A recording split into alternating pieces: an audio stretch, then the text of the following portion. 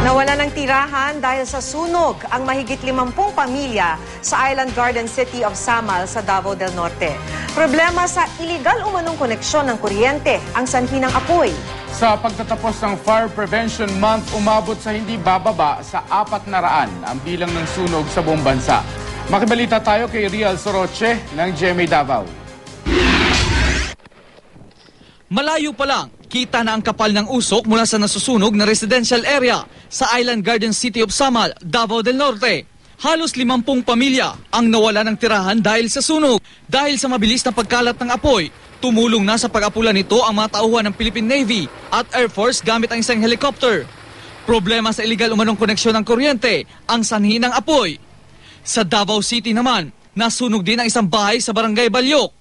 Ayon sa mga bumbero, posibleng nagsimula ang apoy sa nag-overheat na electric fan. Tinatayang aabot sa 1.2 milyong piso ang halaga ng napinsala. Wala namang nasaktan sa insidente. Naiwang nakasinding kandila naman ang itinuturong sanhi ng apoy sa isang bahay sa Maragao, Camarines Sur. Mabilis na sumiklab ang sunog dahil gawa sa light materials ang bahay. Kwento ng may-ari, hindi agad naapula ang sunog dahil kinakailangan pang hintayin ang fire truck mula sa Naga City. Wala kasing sariling fire truck ang bayan. Nasunog din ang isang bahay sa Hagonoy, Bulacan. Ayon sa may-ari, nagsimula ang sunog nang bumagsak ang isang kwitis sa bubungan ng bahay.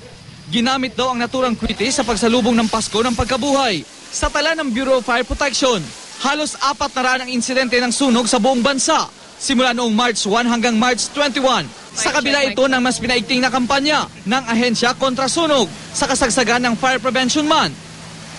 Rial Soroche, Nagbabalita, Pilipinas.